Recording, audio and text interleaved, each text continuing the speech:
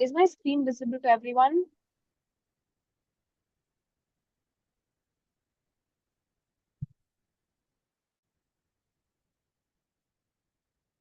Great. Then we can start. Hello, everyone. Welcome to the Teen Debater Presents WSC training. That is, we specially focus on rebuttals for this one. I'll quickly get into a little briefing about the Teen Debater itself. The Teen Debater is a non-profit community that is dedicated to revolutionizing debate, education, and access activities for school students across India. We are committed to democratizing debate education, making it as fundamental and accessible as coding or any other essential skill in the 21st century. Our mission is to focus on revolutionizing debate for young minds by hosting high quality conferences. A few of those pictures are presented right here. The one on the right is actually the TDT MUN we conducted recently in December. We inspire real life change among students and offensive and debating skills. A few of our metrics are here. We actually have reached over 12,000 debaters and MUNers. We have conducted over 7 over the 40 cities, reached over 250 plus schools and colleges. Our social media reach expands up to 1 million, and we have reached over 15 countries internationally. Sorry.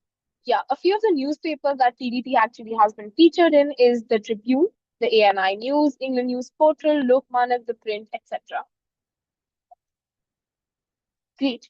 Our goals are to develop strong research and public gain confidence and diplomatic skills, provide high quality guidance and constructive feedback from a knowledgeable executive board, structured workshops, study guides, and practical resources that help beginners and experienced debaters. If you're wondering where we provide our study guides and resources, we actually provide them on our WhatsApp broadcast, that is the TDT networking group. So if you guys want to join in, we will provide the link tree in the end of this session so that you can join in for that as well.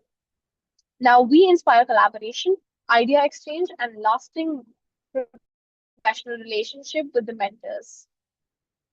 Great. Now, the project leads for this event is first me, Aina Sehgal. I was actually selected to represent Team India at Harvard College World Schools Invitational 2026, which will be held in USA.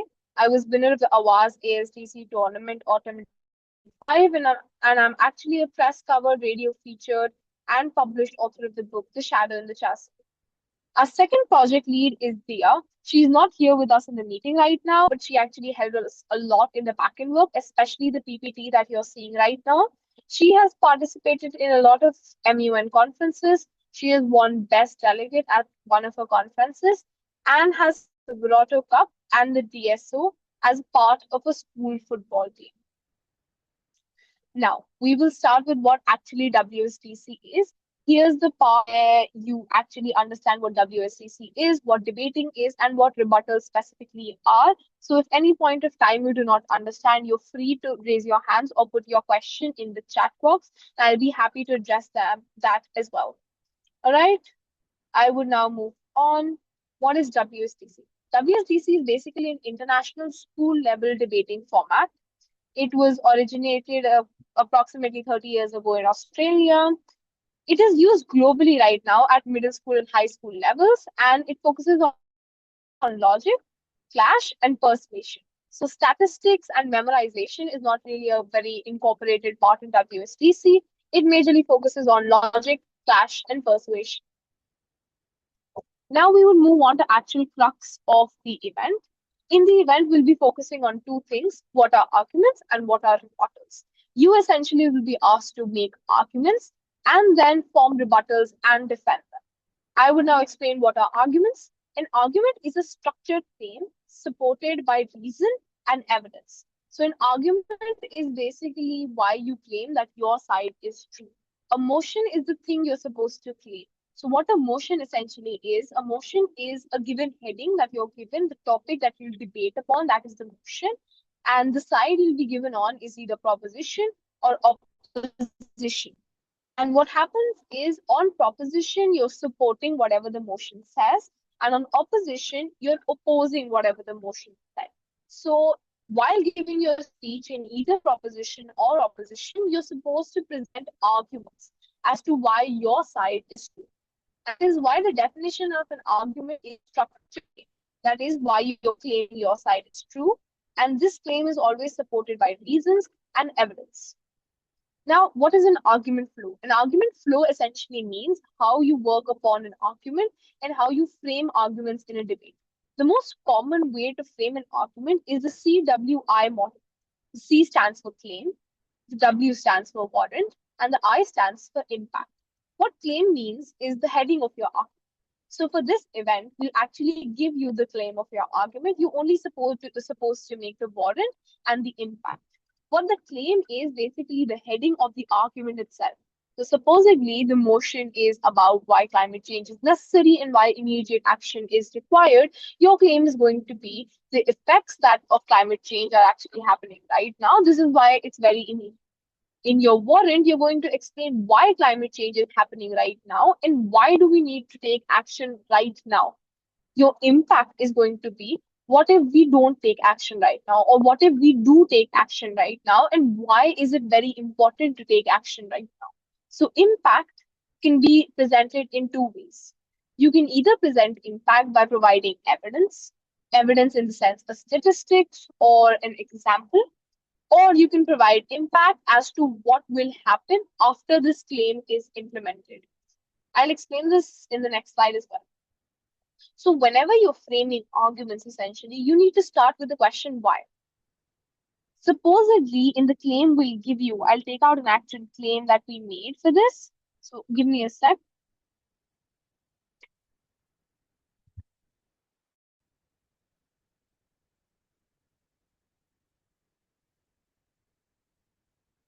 Great. So supposedly you have a motion right here that goes ahead and say that voting is mandatory for all elections.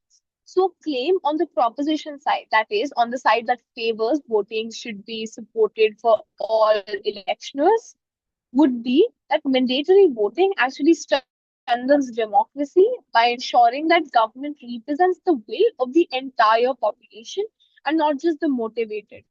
All right. So what this essentially means is that the motion here said that this house would make voting mandatory in all elections.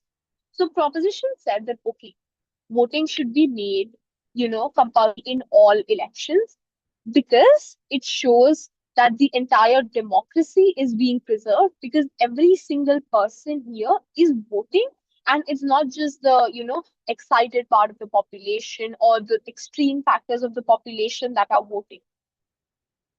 All right. So that is what essentially. Now, once you've decided what the claim of your argument is, you go ahead and start with why. You need to answer that why is voting essential for every single person in this world or in this country, for example. So why does this happen, or why does that matter? So in this claim, you're essentially answering why does that matter. For example, here you say that it matters because it preserves democracy and makes sure that every single person in the country has a right in whoever's being elected. All right, you're answering why does that matter. So you can either answer why does this happen,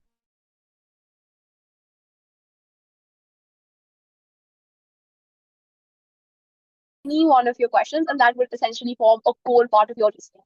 So always answer why, because essentially that will tell the judge, that will tell the executive board that why is it important. All right. So the next thing is a good reasoning actually follows a step-by-step cause to effect flow. What this means is that plenty of times you have an action or policy ready. An action or policy can be the model that your side, proposition or opposition is following, or it can be the claim of your argument we just discussed in this part. All right. So once your action and your policy decided and you've answered the why question, you focus on what the immediate effect of this action slash policy is. All right. And then you talk about the behavior or structural changes it will cause. So this is essentially the immediate effect. Why, what happens when this policy or argument is implemented. And this basically means that what effect does it have on the stakeholders. The stakeholders mean who are the people that are directly affected by this motion, or who are the people that are directly affected by this argument. So the first part, that is immediate effect, this part actually presents as to what happens right after this is implemented. This part focuses on what happens to the stakeholders, to the people that are affected once this is implemented. All right. And last is the final outcome, that is what happens to the world once this is implemented. For example, if we're talking about an economic motion and we say that, okay, taxes are lowered, the immediate effect for this would be that there's a decline in inflation. The behavior and structural change for this would be people are more inclined to buy things. And the final outcome would be that the government has a lower revenue, but inflation is helped with. All right? Does that explain it better? Now, each arrow here must be explained and not assumed. That is, you must explain what the immediate effect is, you must explain what the behavioral change is, and you must explain what the final outcome is. I hope that's clear. I will wait for like a minute here. If there are any doubts, you can raise your hand or you can post them in the chat box.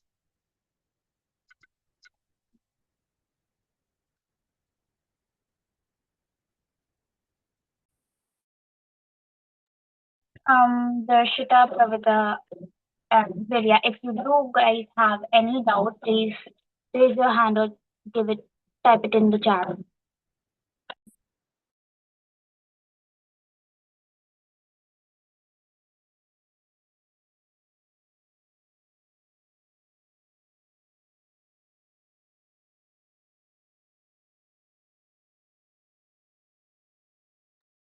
Okay, I'm assuming there are some doubts because I see a few of you are typing something. So I'm just gonna wait till you put them in the chat box. Essentially, if there are no doubts and I just see you typing something else, you can unmute and say no so that we can move on.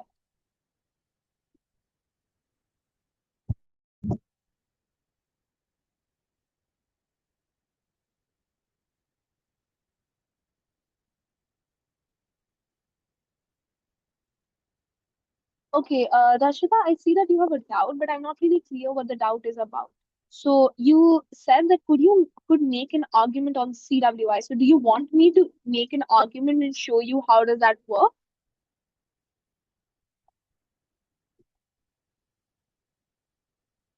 You guys can unmute if you have any questions. Darshita, you can go ahead and unmute.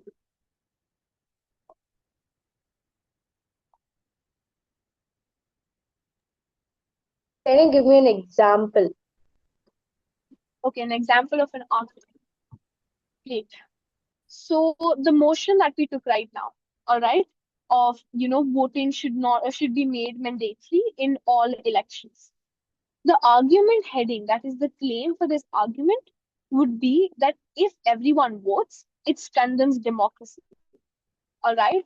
The warrant for this, or why is it true? The logic behind this would be that if everyone votes, everyone will have a different opinion as to who should lead the country. And if everyone has a different opinion on who should lead the country, we are taking everyone into consideration, which is one of the most basic pillars of democracy. And thus, every component of democracy is entrusted here. This is why the claim stands true. And what the impact for this would be is that when we take everyone into consideration as to, why everyone should vote in every election, this means that we have a wider pool. What I mean by a wider pool is that we have a wider variety of people that have their opinions, that have their, uh, reasoning as to why this person should be the president or the prime minister in this case. All right. And when we have a wider pool, this essentially means that the voting is not diluted by a few extreme factors. That is, no one is paying off people to actually come here and vote for a certain person. When we have a wider pool, it essentially means that every single one of the opinion is validated and not everyone is being paid off to actually follow a certain person or vote for someone in a certain election. Does that make it more clear? Do you want me to use another example? I understood. It's fine. Okay, great. I see another doubt. It is, what is inflation? Great. So what is inflation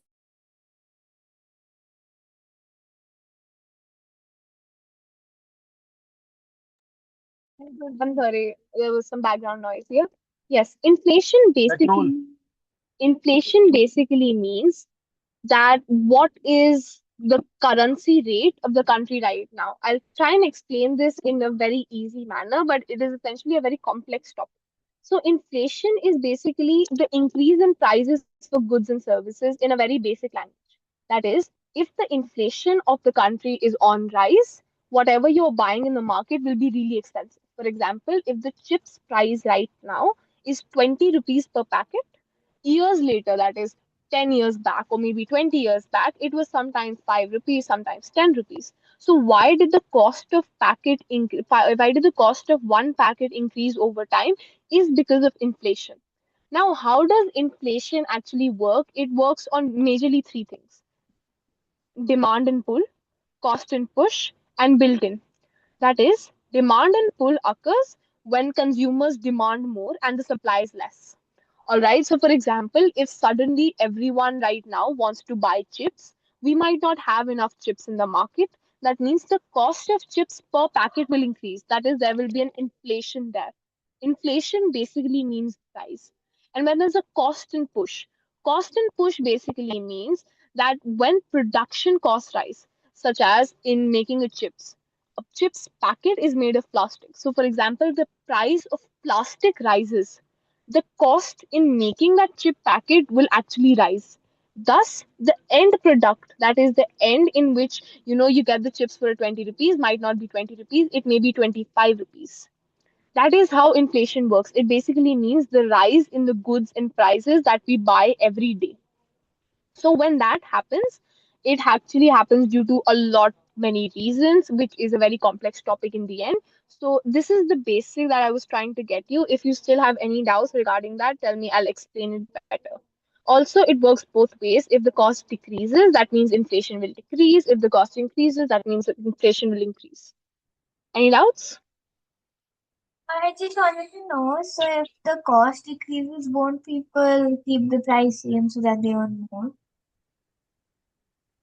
See, the cost of a chips packet depends upon a lot of things.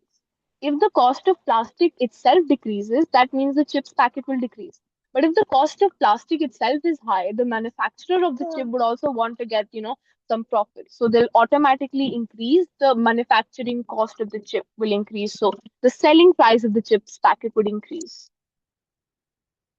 So it's not just one factor that, okay, we will pull customers in if we have low price. We need to actually look at a lot of things. For example, if everyone is buying chips right now, you might not even have enough inventory right now, thus the packet will increase. This is what happens with gold. We do not have a lot of gold right now, and everyone wants to buy gold. This is why the price of gold is increasing. Does that make it clear? Yes. Great. I will now move forward. What are rebuttals? This is a very important part in today's event.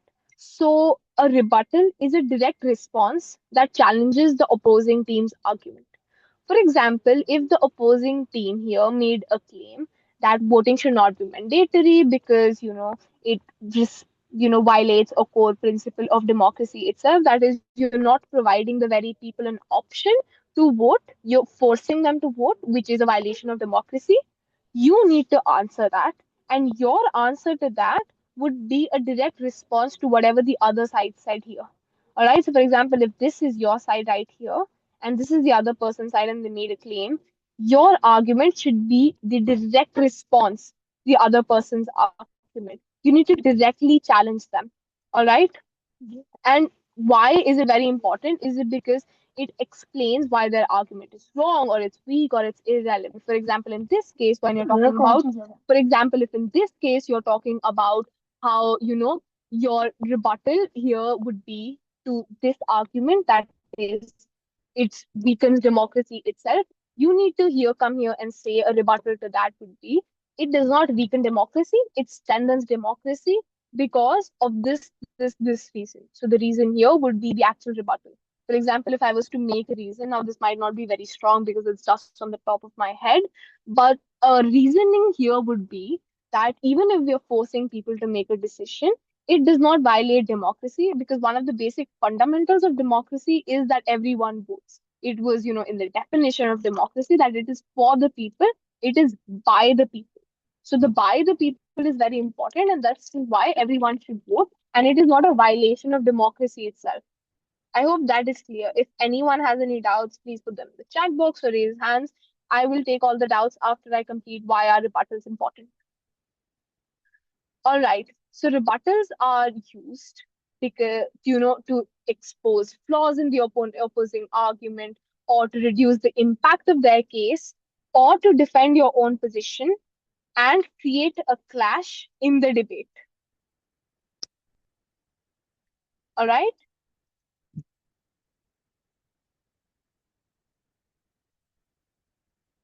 Great. Yeah, that's what rebuttals are used for. I'm sorry, I was reading someone chat. All right. Now, so rebuttals are really important in a debate. I'll tell you why rebuttals are important. If there are no rebuttals in a debate, there are no clashes in a debate. And if there, I think my screen is not visible, is it? So someone check.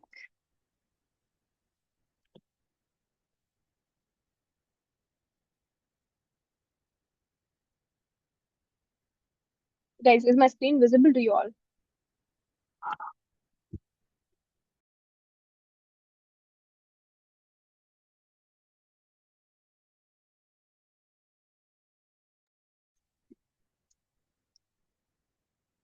Okay, yeah, so my screen is not visible. Great. Is it visible now? Is it better?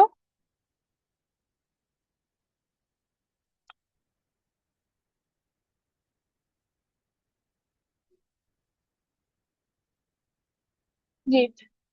Yeah, what I was talking about is why are rebuttals important. So basically, if in a debate there are no rebuttals, that clashes. And understand this, a judge of a debate weighs the debate on clashes.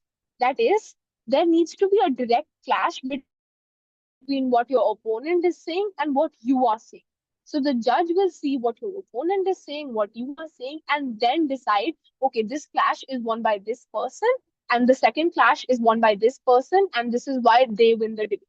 So, for example, there's opposition and there's proposition, and proposition and opposition have a direct clash in between them. And this clash is won by opposition. And there's a next clash that is won by proposition. All right. Or in fact, let's just take a simple case. In fact, there's both the clashes in the debate are won by opposition. Thus, opposition wins the debate. So, what do rebuttals actually do? Is rebuttals create a very clear clash in the debate. This means that the judge can easily judge what's going on in the debate and can decide who the winner of the debate is. All right. I hope that's clear. I said I would wait for doubts after this slide. So everyone just put in doubts. You know what? Don't put it in the chat box. Just unmute.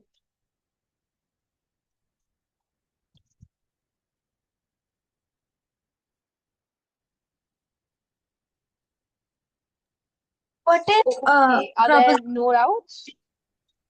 I have doubt.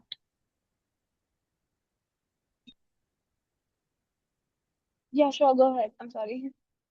Sorry. I just wanted to ask, so what if proposition wins one clash and opposition wins one clash? Then who will win? Okay. So if the case is that proposition won one, opposition won the other clash, the judge will likely weigh the debate on which clash is more important. So in a debate, there are major arguments and there are minor arguments. Major arguments are the arguments that directly affect the debate. That is, directly affect what happens after this debate, what happens in the debate, what happened in the past. These arguments decide the core function of the debate, and the minor arguments decide the subtle functions of the debate. For example, if in one debate there are minorities, all right, the debate is about minorities. So the argument that directly affects the minorities is the major clash, and the argument that does not directly affect the minorities rather helps, some people uplift not uplift, rather helps some people other than minorities, that is the normal general people we have. If that's the case, then that is the minor argument. So the judge will weigh the debate upon major and minor clashes. If the person winning the major clash will most likely win the debate. All right. Great. Also, just a clarification, there's not only two clashes in a debate. There can definitely be more than two clashes, but 2 to 3 is the ideal number of clashes we have in a debate. Right? Now, I would move on to how to actually form rebuttals. Guys, a clash or what rebuttal actually leads to is a clash. All right? So, a clash is a direct point of disagreement between two teams. It is where one side directly opposes the arguments of another side. All right. So why do clashes matter? As I already said, judges do your speeches, they judge clashes. In the most important clash, that is winning the clash with the major argument. Now, some strong clashes actually show engagement with the other side. That is, you're directly rebutting what the other side said. They show very clear comparison as to what their side said, what your side said, and why do you win this clash. Or when you're forming a what the other side, this is what I'm gonna say to that, and that forms a clash. And you need to say that why are you right in this clash? You need to tell us why your answer matters more than whatever weighing with this is mostly a part of what is a clash. So in a clash, basically, this is what a third speaker does in WSDC. They logically weigh the argument. That is, they say, okay, this is what they said, this is what we said, and this is. So in case, guys, if you have any doubts regarding what WSDC is as a debate, we're actually going to have an event coming up of proper WSDC training. So, because I will be here. It is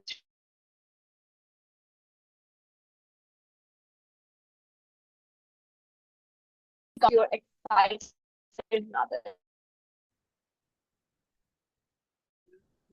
Great. So now I'm going to continue. What is the idea debate of two?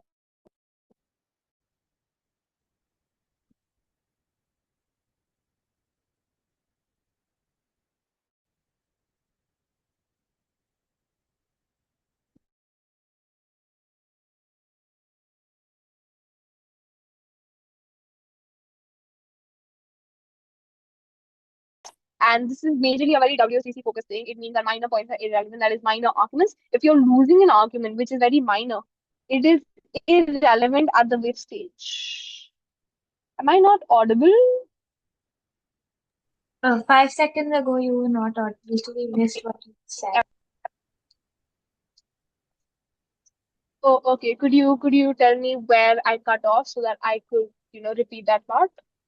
It was at the beginning of the slide, and now the slide's also not visible. Is the slide visible now? Yes. Great. Also, I see it out in the chat box that goes like, when is the event taking place? I assume you're asking when is the WSDC event taking place, right, Darshita? Yes. The WSDC event is taking place on 13th and 14th of February. It will most probably be from 6:30 to 8:30, and the link will probably be up, so I'll send that as well. So do not worry about that. Great. Now I'll start with the slide again. The ideal number of clashes in a debate are two major clashes. Now, why are two major clashes only supported, or why is two an ideal number? Is because judges actually evaluate for coverage. That is, if you provide 5 clashes, the judge is not going to value that. The judge will value 3 clashes with extremely great quality. All right, so quality or quantity, always remember that. And then there's minor points that were irrelevant at the whip stage. So this is essentially a very WSDC focused thing. A whip stage essentially means third speaker. So what I mean by the third speaker is the third speaker of both sides, opposition and proposition, in a WSDC debate. That means that minor points are irrelevant at the BIP stage. It means that minor arguments of the debate, the minor arguments that I talked about earlier, or the arguments that the side will be losing, they're irrelevant at the BIP. Not what you need to worry about right now is the order. You need to focus on the most important clash first. So what we're going to do today is we're actually going to be focusing on this, right? So you need to learn how to analyze themselves. You need to focus on which clash is more important, which is, directly central to the motion, which has a really high impact, or four stakeholders. And then prioritize the second most important clash, that is, which reinforces your win or shows that the PM's case collapses. They want things. So what this essentially means is that the PM's case collapses is a very WSTC focused thing. Here, what you need to focus on is your clash should always remain central to the motion. It should always have very high impact on the stakeholders, and it should affect the core stakeholders of the debate. As I already said, if the motion is about minorities, the core stakeholder of your debate is minority, and the not non-core stakeholder of your debate is the general public. So the most important clash affects the core stakeholder. The second most important clash reinforces your win. That is, it must have all of this, not to the fullest, but generally it means that it reinforces your win. Now, what is a clash's preferred format? First, you need to say what the opponent said. That is, you need to provide us with the sentence that, okay, this is what they claim. Then there needs to be your response. That, okay, this is what my side says, or this is what I say to this. And yeah, this is what you basically do in a rebuttal. The next part is of clashes. You not need to do this in this event, but I'll still explain them. Now, you need to respond to the responses poised at your case. The first, second, and third thing you're supposed to do here. The fourth and the fifth thing you usually do in a WSDC debate, but this is not a proper WSDC debate, so you don't need to worry about weighing and why this decides the debate. Right, so I already said, first you need to claim what the other side said. The next, you need to provide a very clear and clear summary as to what the other side said. So what this basically means is that you need to be fair to them.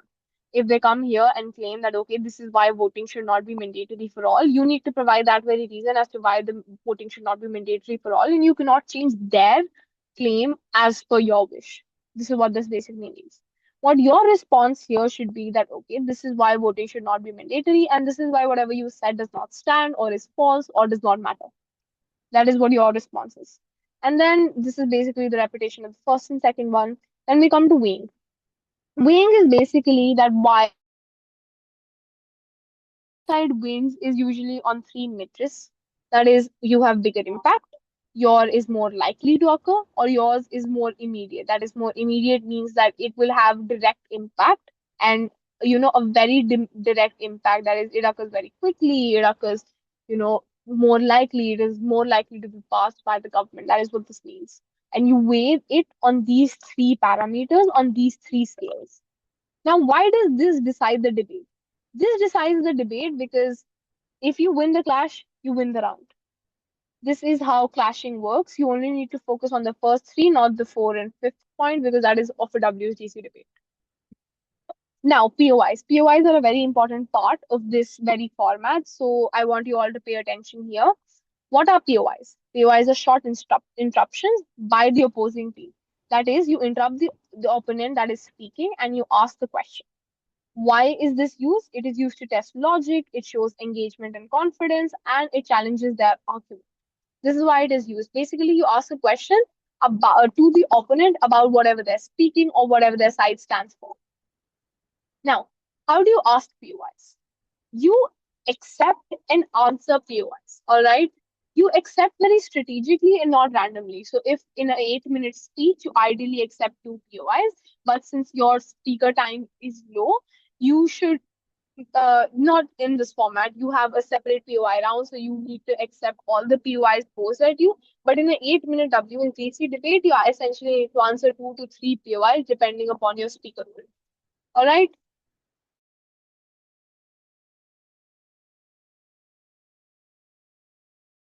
your main argument, but if it's pretty irrelevant to whatever you're saying, take 10 to 15 seconds.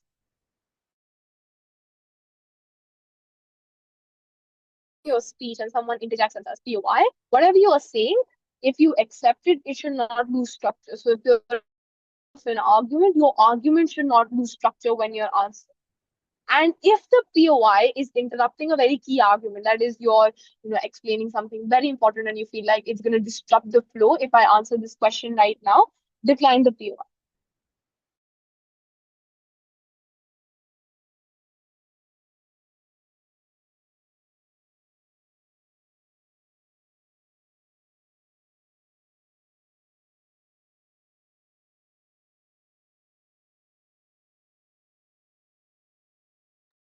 Excuse me, you're not audible.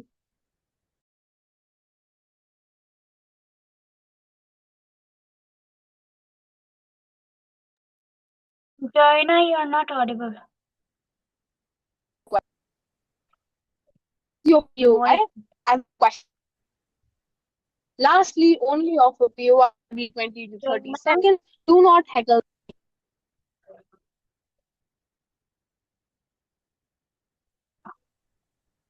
We're so sorry, guys. We'll be getting back in a few minutes.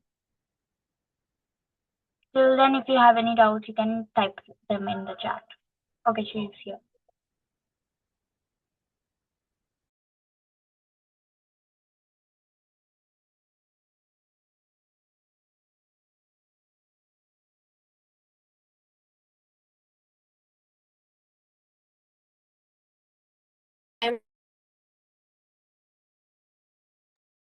Joanna, your voice is still breaking. It's not audible properly.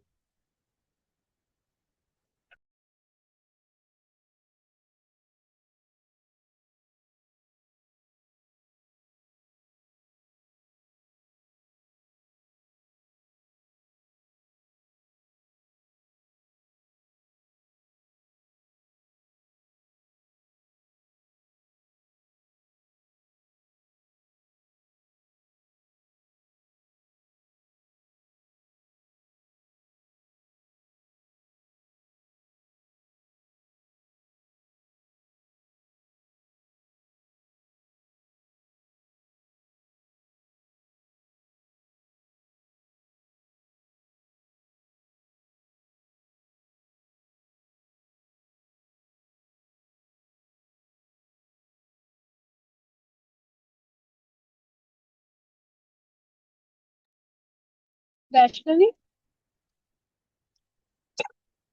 Anna, whichever one of you is available, could you take over for some time? I'll still blend, but my connection's unstable. Okay, okay. But could you just... Okay, I'll take over. I have to start from the first point, right? Yeah, wherever I cut off. Okay, so guys, moving on, we have do's and don'ts of the POIs. So for the do's for the POIs, you say a POI one person at a time unmutes and says POI during unprotected time or writes POI on the chat. See, for a POI, one person has to ask that only when there is a time limit or time bounded, or you can just type a POI in the chat, and then if the person wants to take it, they will say yeah, a POI. Then wait to be accepted before answering. You have to wait for the acceptance of the person who is answering the POI. Phrase the POI as a question. So the most important thing is your POI should be like a question. It should be not like a statement. Only after POIs every 20-30 seconds, do not hackle. It means do not. Okay, now don'ts of POIs. You blurt out the question or just pose the question in chat. See, for join your screen, just don't is not visible now. No problem, I'll do that. Okay.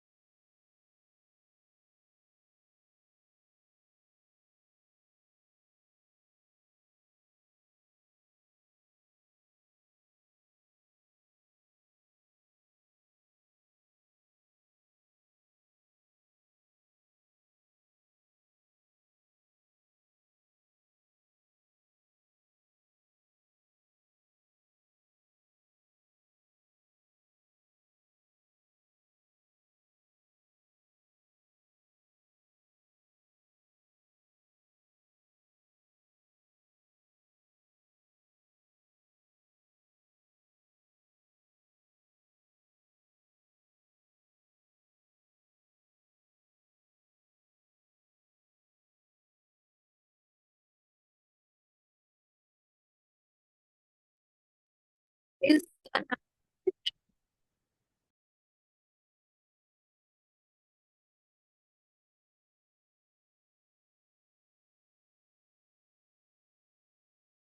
Amaya, could you please start your sharing a screen, please? Yeah, 1 second.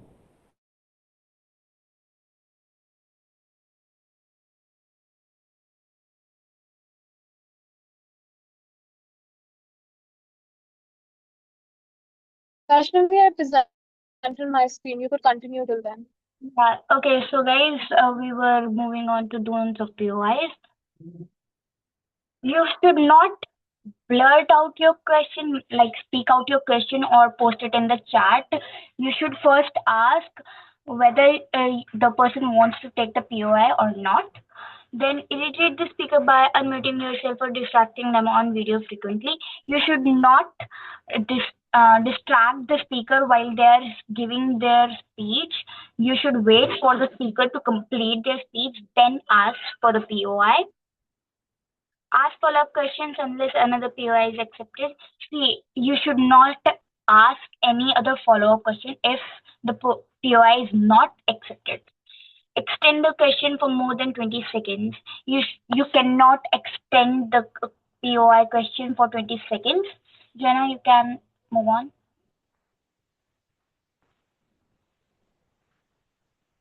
Okay, Zilia, yes.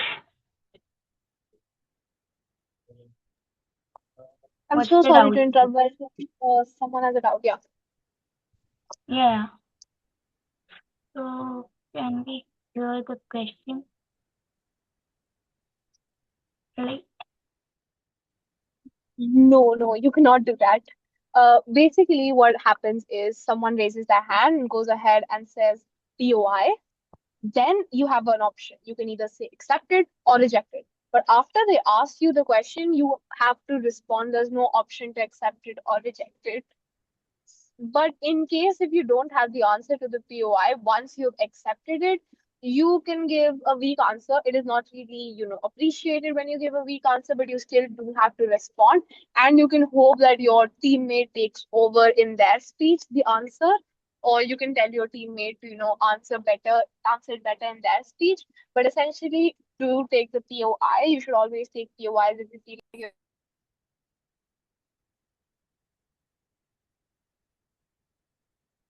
okay, guys, moving on. Objectives of the event to evaluate a speaker's capacity. Build a coherent argument from a given topic or a heading. You should build an argument which we will about. We will give you a topic. You should build an argument that is relevant. Defend their case through spontaneous targeted response. You should defend a case through good and relevant responses. Expose and withstand logical challenges in real time.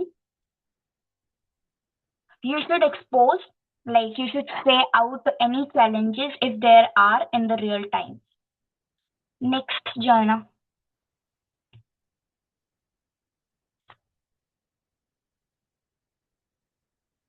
Okay, so the format for the event is it is a competitive speaking event focused on real-time argument, construction, and defense.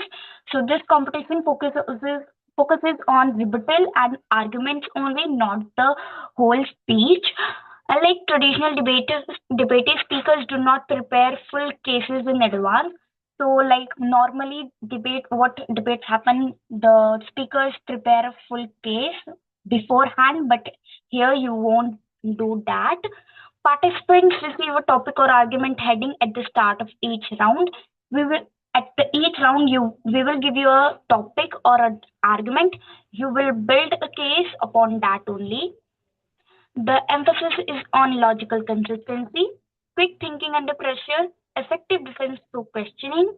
The event simulates high pressure debating scenarios similar to WSDC rebuttal challenges.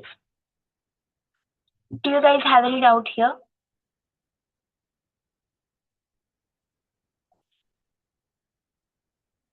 I guess no. Joanna, next slide, please.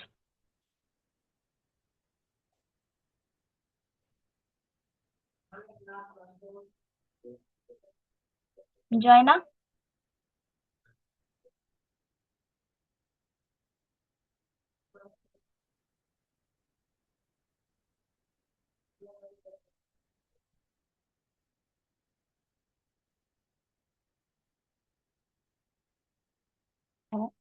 Yeah, so sorry guys for the. Yes, Darshita.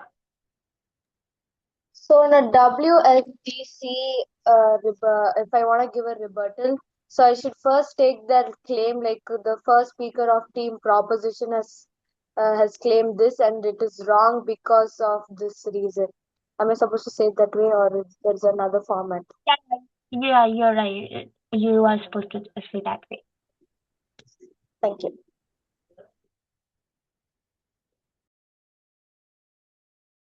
You can lower your hand if you have no other doubt. Thank you.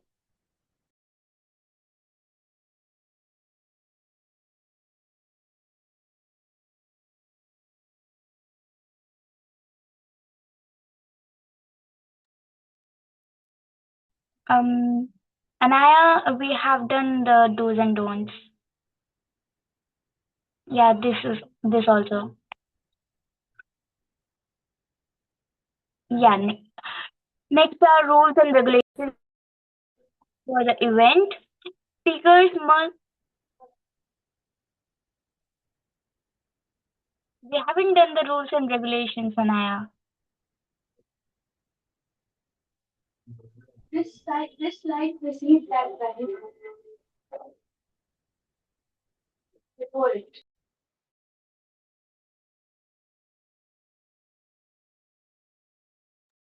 So guys, please turn on your camera.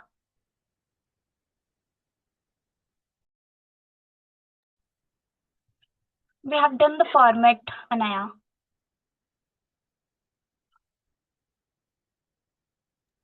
Yes.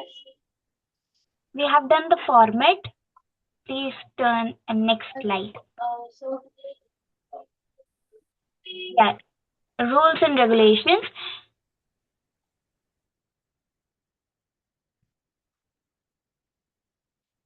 Speakers must quickly argue within the scope of the given topic or argument heading. You should only argue what has mentioned in the argument. Once a position is taken, it must be maintained throughout the round. Once you have taken that position, either opposition or proposition, you should maintain in that only. No external help or communication during rounds. You cannot ask for external help when you are in a round. Notes are not permitted during the POI round. We do not allow any note making during the POI round. Speakers must follow time limits strictly. You should follow the time limit. Respectful conduct towards opponents, judges, and organizers is mandatory. Judges' decisions are final and binding. Anaya, next slide.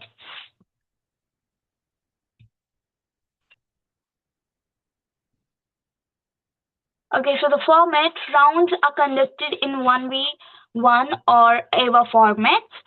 Both sides receive the topic or argument heading simultaneously. Both the proposition and opposition will receive a topic. Each side independently constructs an argument aligned with the heading. Each proposition side and opposition side will receive an heading and they will construct their argument based on that.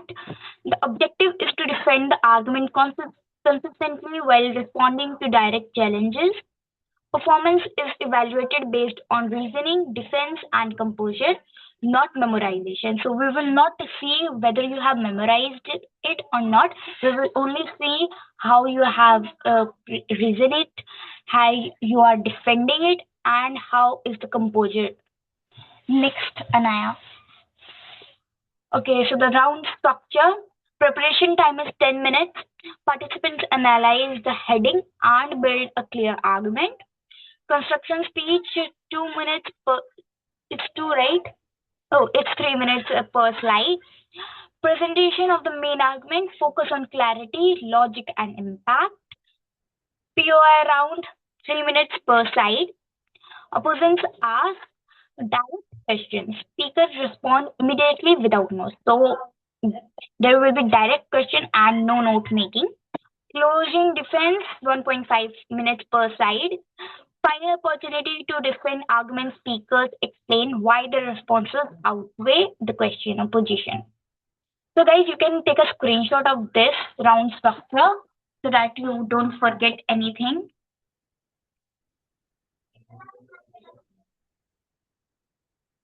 Next, next slide. We have done the format, Anaya. Yeah, POI round rules. Questions must be concise, relevant, and targeted. So your question must include 3 points. Concise. It should be concise. It should be relevant to the heading, and it should be targeted to the heading only. Speakers may decline up to one question during the round. Speakers can only decline up to like one question, not more than one question. Follow-up questions are allowed at the judge's discretion. So the follow-up questions will only be asked if the judge allows them to. No speeches are permitted, only questions and direct answers. So there will be no speeches for the questions you answer. It should be a direct question and a direct answer. No going into round circles. Speakers must respond immediately without preparation time. Next. Okay, so the judging criteria are, we will see argument, how well the argument construction is, logical clarity and relevance to the given heading, defense strength, quality, consistency, and accuracy of responses during POIs. So this is really important. Some people just avoid POIs, but POIs also are considered. So please answer in the POIs also. It should be responsiveness, ability to directly answer questions without evasion. If you answer your question directly, it would be a great help to you. Delivery and composure, confidence, clarity, and control under pressure. Next, Anaya.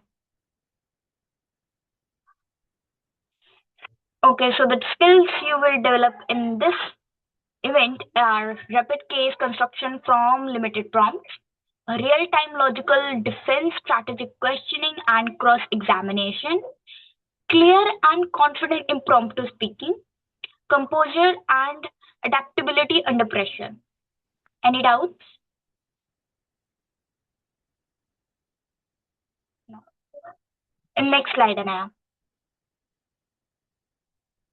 Okay, so to be in touch with us, join our Discord and YouTube channel, follow us on Instagram, and check out our Linktree for more and social media accounts. We will paste this in the chat also. Thank you for listening. Now we can start the argument building preparation time. You guys just wait. We will assign you your topics and then we can start.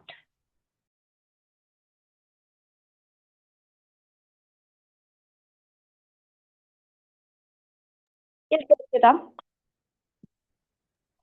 Okay, so if I get a POI in between of my speech, should I say POI accepted and then they'll say it, or No. what are See, the if a POI is asked between your speech, it won't be considered because it is not allowed at all. The POIs can only be asked after your speech is done. So if it's after the speech also, what should I, if they raise their hand, how am I supposed to accept it? Okay. So if a person asks a POI, they will either raise their hand or type POI in the chat. Then you can say POI accepted. Then they will ask question. Okay.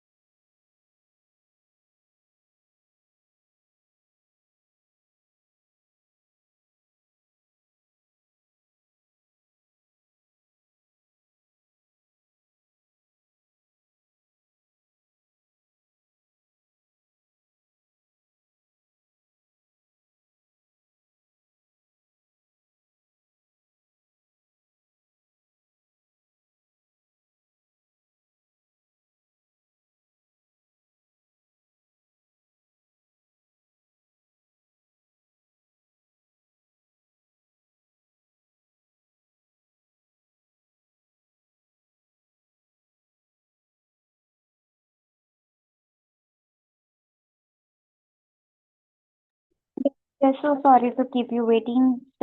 Please wait for a few minutes.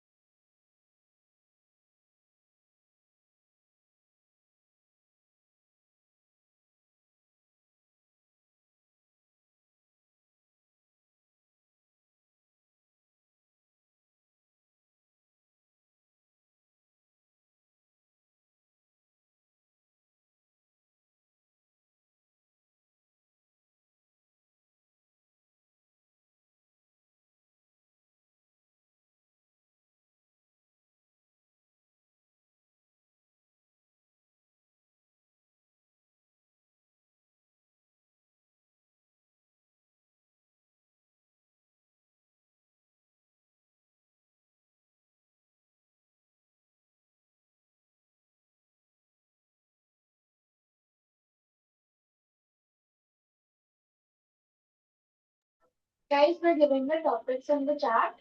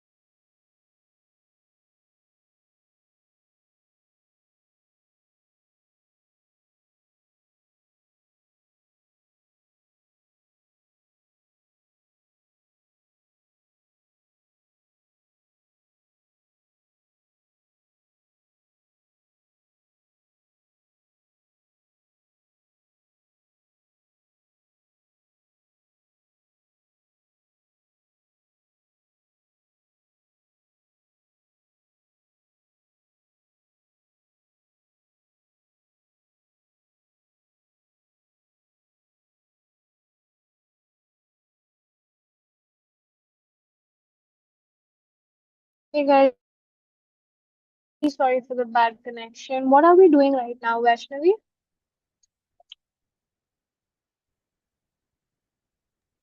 We are Vaishnavi and Aya, what are we doing now? and we were gonna give the topics to them.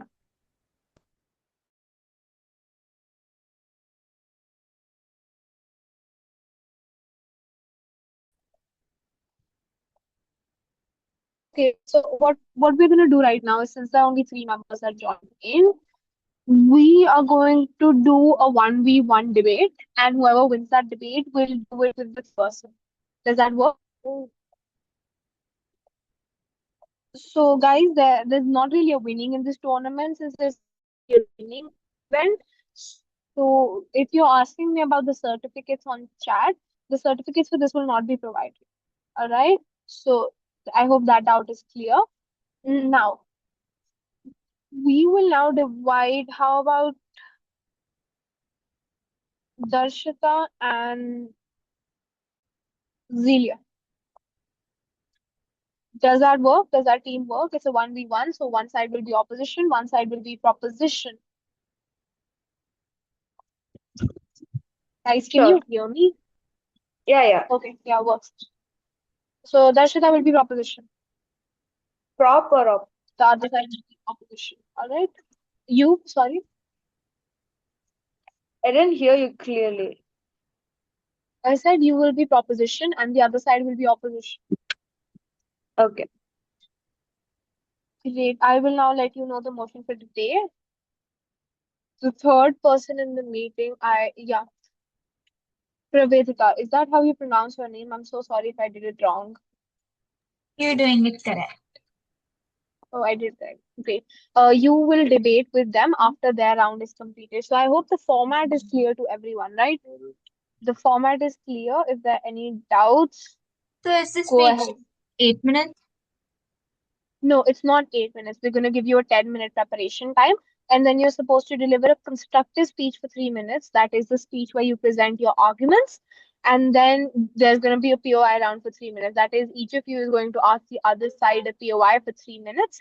And then you're going to get a closing defense for 1.5 minutes. That is, this is basically the round where you answer all the questions and where you protect your side, say that you're right in the end. Everything clear? So it's a 1.5 minute speech. If everything's clear, I'll go ahead with motion announcements now. So the first motion for this house is, this house believes that parents should have the legal right to access their children's social media account. Now, this is the motion for today. I'm also going to give you uh your argument heading. I'm going to post them in chat. Okay, Zelia, no, you're not in team with Darshita. You are actually opposing Darshita. Darshita is proposition, you are opposition, and you only have to make an argument and rebut it. So I've already given you both the argument heading. So whatever argument you make is going to be surrounded around this very thing. So on proposition, Darshita allows parents to protect their children, and on the opposition, the other side has to give how such an access destroys a child's necessary space and privacy, etc., etc. I hope everything is clear.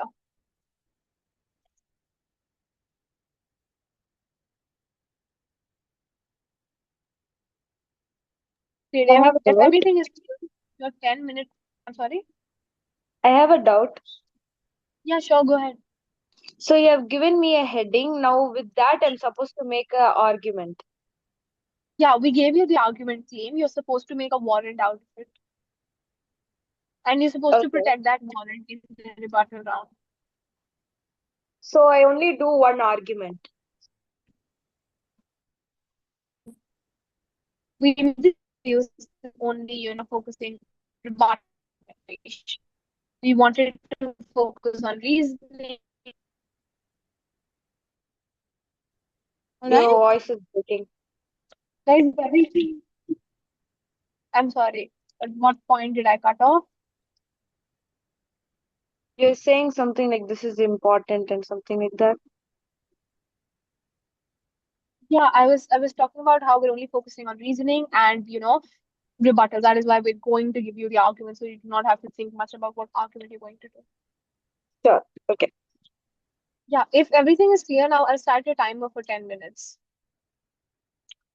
Great, and start top right corner on everyone's screen.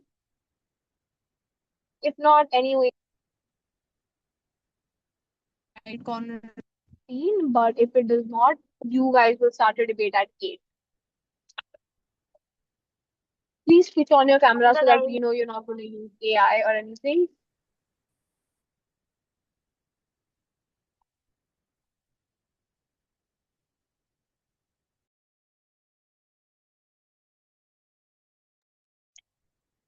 Darshita, Zelia, please switch on your cameras. Joanna, till then, what does Pravidita have to do? Sorry, Vaishnavi. Till Darshita and what will Pravidita will do? Till that time, oh no, Pravita will only wait and view the argument right now. So whoever wins this debate essentially will, debate with Pravita. But if that does not work for you, Pravita, and you want it ended quickly, Anaya can be the swing and debate with you. Pardon, I didn't hear anything. I'm sorry. Can you please repeat? I was talking about if you do not want I to didn't wait hear. and watch the debate. Yeah, I was saying about if you do not want to, sit and watch the debate right now and want to go into debate right now, Anaya can be the swing and you can debate with her. Okay, that's okay. No, Can I know my motion? so you want to debate right now. Great. Anaya, I'm you fine with will that. debate with Pravita. Yes, yes, yes. Yeah, you will debate with Pravita then. Your motion for It's today Pravedita. is, yeah, I'm really sorry. I'm just, kind of thirsty right now. I'm really sorry. I'll try and prevent that next time. Great. Your motion for today is this house believes that space exploration is a waste of vital resources. These are your argument headings. Make sure your argument is focused on this side. I'm going to assign you a breakout room right now. I'm going to assign you a breakout room right now so you guys can go and prep there. Vaishnavi will judge your debate, so do not worry about that.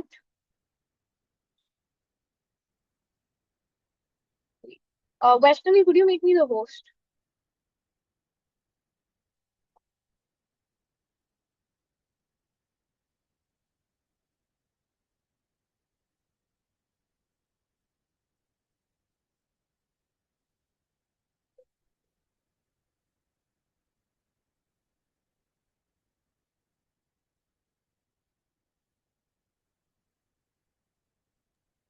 Voice is breaking, Joanna.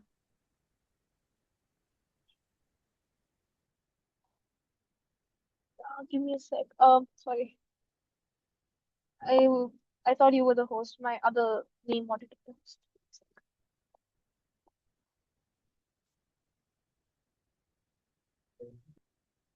Great. Guys, your 10 minutes have already started, so I hope you have already started preparing, all right?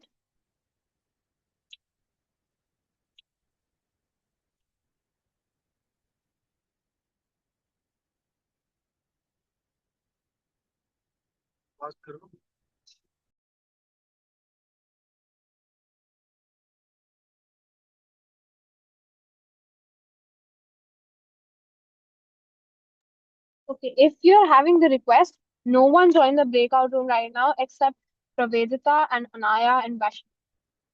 The rest of you have to stay here and prepare for your debate.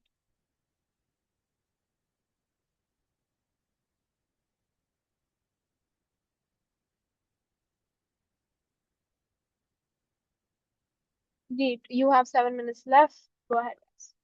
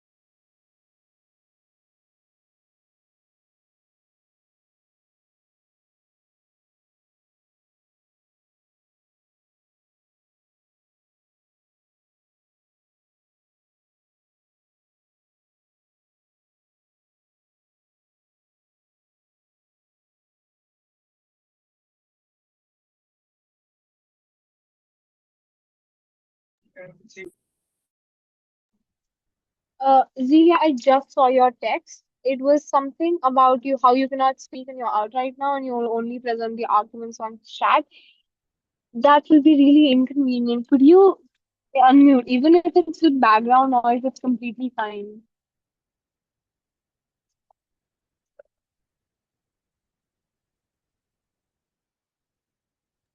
Yeah, okay, I'll try speaking like this.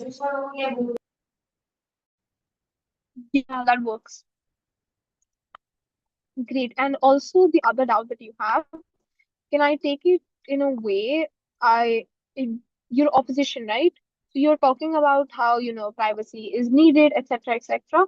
So you need to essentially focus on why privacy is really important in the first place. So if you take it in a way where it's okay for parents to have access only when the child is okay with it, that really goes against your side. But yeah, no, wait, it does not go against your side. Yeah, you can go ahead and you can do that. I'm so sorry, I was confused for 1 second. Yeah, you can go ahead and do that. Yeah, And essentially, if you're writing an argument on chat, I want you to write it personally to me so that your opponent does not see what you're planning to say. All right? No worries for now. Great.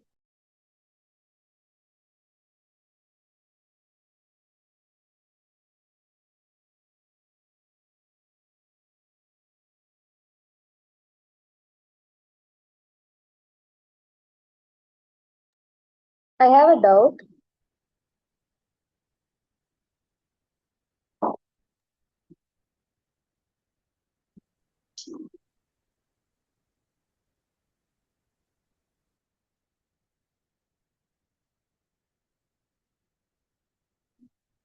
Go ahead.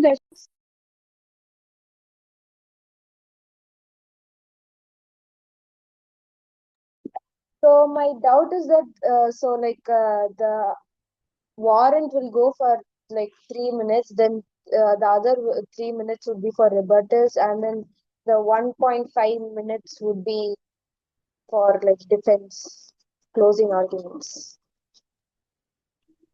right? Yes.